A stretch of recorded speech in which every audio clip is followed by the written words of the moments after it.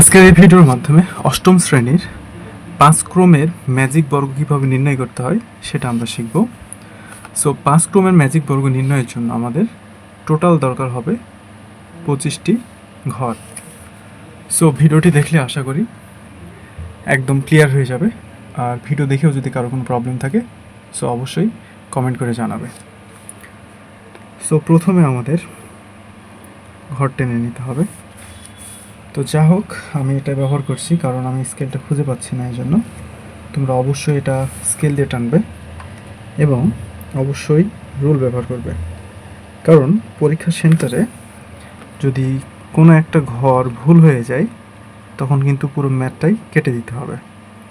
সেজন্য তোমরা রুল ব্যবহার করবে যাতে ভুল হয়ে গেলে কেটে সমাধান করা যায়। সো আমি এইভাবে 5টা দাগ টানবো, 1টা 2টা 3টা 4টা 5টা দাগ টেনে নিলাম। তাহলে আমার ঘর কয়টি হলো? 1টি 2টি 3টি 4টি 5টি। এভাবে আমি 5টা দাগ টেনে নেব। 1 2 3 4 5। তো আমাদের এরকম সারিবদ্ধভাবে 5টি দাগ এবং খাড়াভাবে 5টি দাগ টেনে নিতে হবে। ঠিক আছে? আশা করছি বোঝা যাচ্ছে এবার ক্লিয়ার। দেখো কয়টা ঘর হবে তাহলে? 1 2 3 4 5, 5টি। এদিক থেকেও যেন 5টি ঘর হয়। 1 2 3 4 5। সেজন্য কয়টা সারি এবং কয়টা কলাম?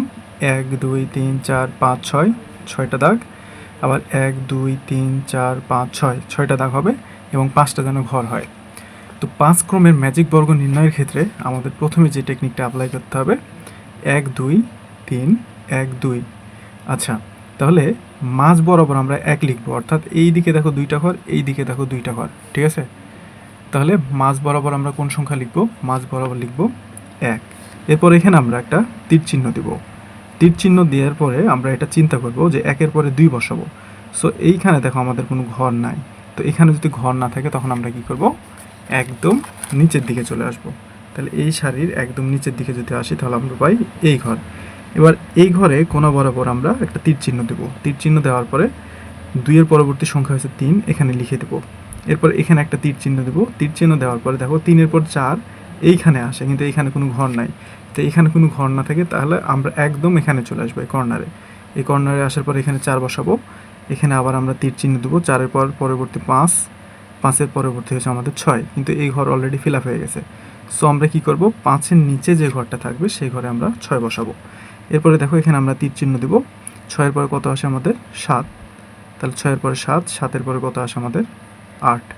8-এর পরে এখানে যদি আমরা তীর চিহ্ন দিই তাহলে দেখো এখানে আমাদের কোনো ঘর নেই। তাহলে এখানে যদি কোনো ঘর না থাকে সোজা আমরা চলে আসবো এই কর্নারে। তাহলে এখানে হবে আমাদের 9। এখানে একটা তীর চিহ্ন দেব। এখানে তীর চিহ্ন দিলে এখানে আমাদের একটা সংখ্যা বসে, সেটা হলো 10।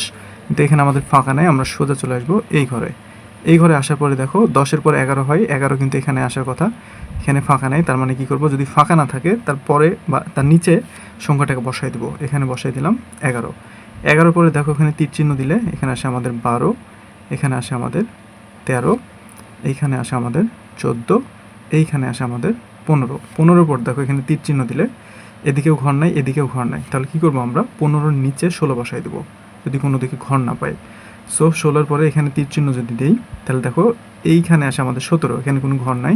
আমরা চলে যাবো একদম কর্নারে, এইখানে আমাদের 17।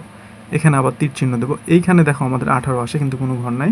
চলে আসবো একদম নিচে, এখানে দেখো 18।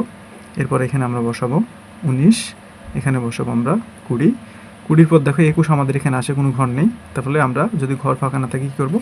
নিচে লিখে দেবো 21। 21-এর পরে আমাদের 22।